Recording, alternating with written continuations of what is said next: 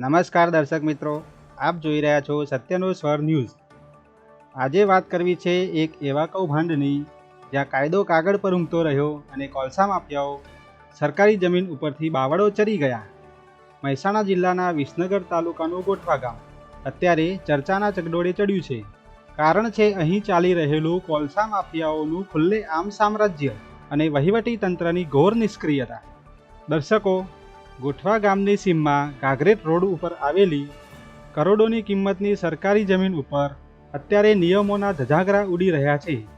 કોઈપણ પ્રકારના ટેન્ડર વગર, કોઈપણ જાહેર હરાજી વગર સરકારી જમીન ઉપરથી બાવળિયા કાપીને કોલસા પાડવાનું આખું કામ એક ચોક્કસ ઇસમને પધરાવી દેવાયું છે। પણ અસલી ખેલ તો હવે શરૂ થાય છે। જ્યારે આ મામલે તપાસ થઈ ત્યારે સરપંચ અને તલાટીના નિવેદનો સાંભળીને આખું ગામ માથું ખંજવાળતું થઈ ગયું છે। સરપંચ કહે છે, આ કામ 2,80,000 રૂપિયામાં આપ્યું હતું, જેમાંથી 80,000 રૂપિયા તલાટી સાહેબને રોકડા ચૂકવી દીધા છે અને બાકીની રકમ ટુકડે ટુકડે આપવાની હતી।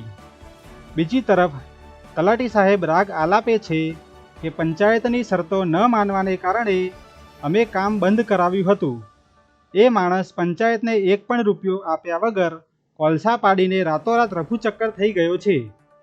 હવે જનતા વતી અમારો સવાલ એ છે કે આ બંનેમાંથી સાચું કોણ?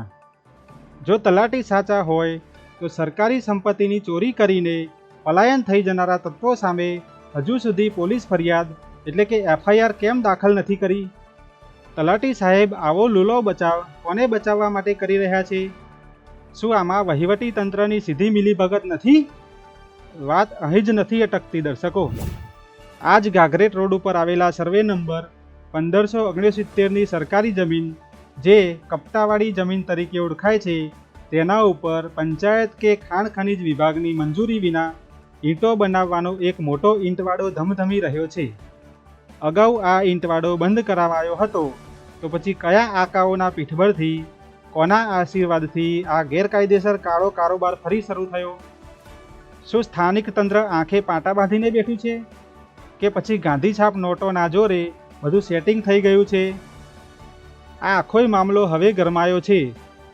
જાગૃત નાગરિકો દ્વારા ખાણ ખનીજ વિભાગ અને ઉચ્ચ વહીવટી અધિકારીઓને પુરાવા સાથે વાકેફ કરવામાં આવ્યા છે।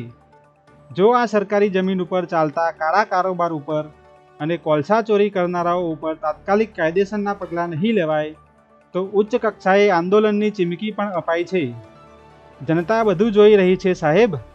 સરકારી મિલકત એ કોઈના બાપની જાગીર નથી। હવે જોવાનું એ રહેશે કે મહેસાણાનું ઉચ્ચ તંત્ર કુંભકર્ણની નિદ્રામાંથી ક્યારે જાગે છે અને આ ભ્રષ્ટ અધિકારીઓ તેમજ માફિયાઓ ઉપર ક્યારે કાયદાનો હથોડો વીંઝે છે। દર્શક મિત્રો, આપનું આ મામલે શું કહેવું છે? સરપંચ સાચા કે તલાટી? કોમેન્ટ બોક્સમાં જરૂર જણાવો। આવા જ સનસનીખેજ અને ગ્રાઉન્ડ રિપોર્ટ જોવા માટે આજે જ અમારી ચેનલને સબસ્ક્રાઈબ કરો, અમારા વિડીયોને લાઈક કરો અને શેર કરવાનું ભૂલતા નહીં। આભાર।